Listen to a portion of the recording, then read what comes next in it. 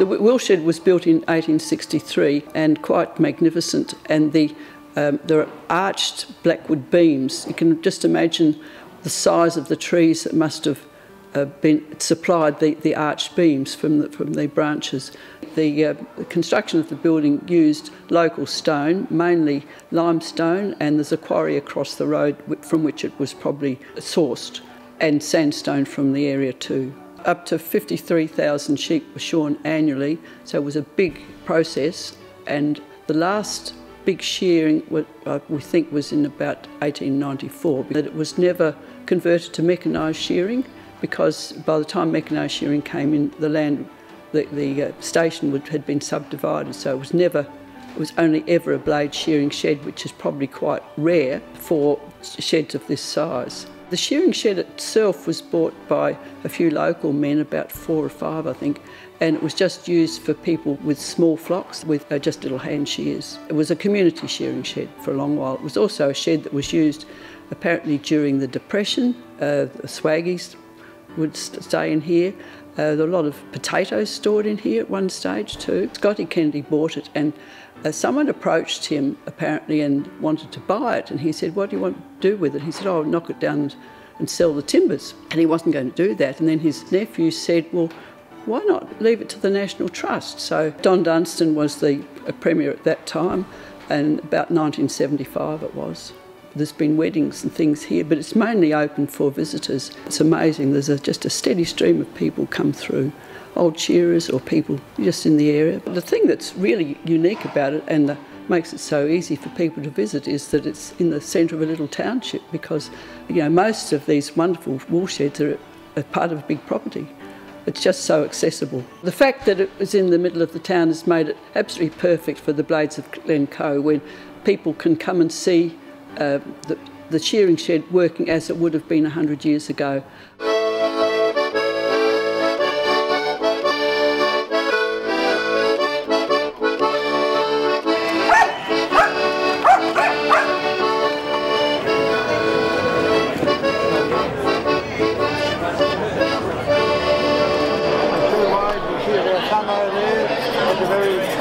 Snipping action, a bit on your muscle.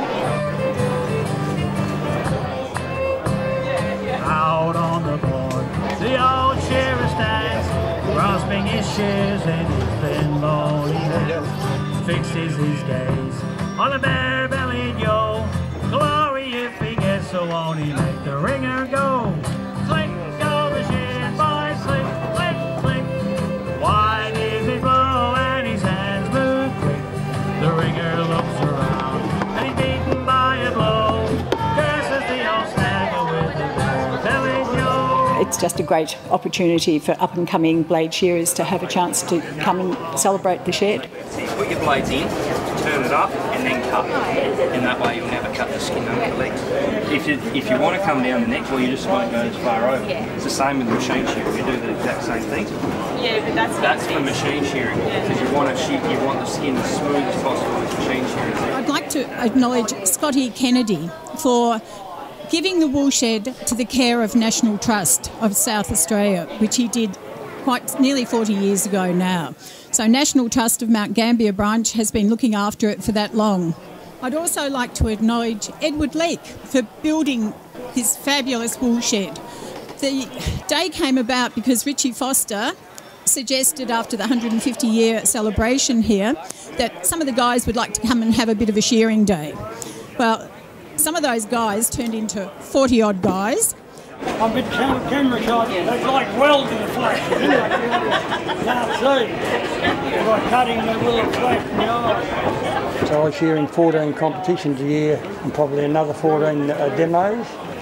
And because I travel around, I've met and know all the shearers, so that's how I could be able to put my hand on 70 blade shearers to be able to get 40 here. And everybody asks, "Oh, love to do it, love to do it." Sharpen every week, then we grind it. A few hours. A couple of hours. Shearers have come from everywhere. We've got people from New South Wales, Victoria. I think there might even be a couple of Tasmanians, including South Australians as well. So all over. Sheep have been provided by Tom Ellis from Cooler Station, who's just down the road. So we've brought just under 700 sheep in for the day. We're basically trying to spin the sheep out to last the day, so we're trying to shear about 120 an hour. So as one guy finishes, another guy will actually step in. The machine-shorn sheep comes out very smooth, and the wool is very close to the skin. Here it looks like a crinkle-cut chip, almost. The blade-shorn sheep has a wave. It's the natural pattern of the cutting blade. So they look quite different. Good blade shearers could shear very quickly in the old days. These guys are just enthusiasts, probably not as quick, but they're still doing a wonderful job. There's 20 shearers this side, we've got 17 the other side, and there's quite a few girls on the other side that are shearing. I guess the big thing, as soon as you walk in there, just the silence. You know, you can hear the people talking. Obviously, there's a lot of people in there, but no noisy machines and whatever. So, yeah, pretty cool to see. I've been in some old, very historic wool sheds, but this is marvellous. This really is an unusual wool shed. And I'm surprised today the amount of young people that are having a go at it. It's great because it is a real art. You drive past it a fair bit and you see what it used to be, and now you come in here and it's all it's former glory. It's good, and it's good to see everyone turn up and see it. It's almost cathedral-like in its construction. It's probably a testament to its construction, the fact that we can actually turn a mob of sheep in here 150 years after it's built and shear them. So there we leave him standing, shouting for all hands, whilst all around him every shadow spins. The fire's on the gate, which now we're lowering fast. He works hard, he drinks hard, and he goes to hell at last. Click go the shears, boys, click, click, click. Wide is his blow and his hands move quick. The ringer looks around, he's beaten by a blow. Curses the old snagger with the bare-bellied yo. Click go the shears, boys, click, click, click. Wide is his blow and his hands move quick. The ringer looks around, he's beaten by a blow.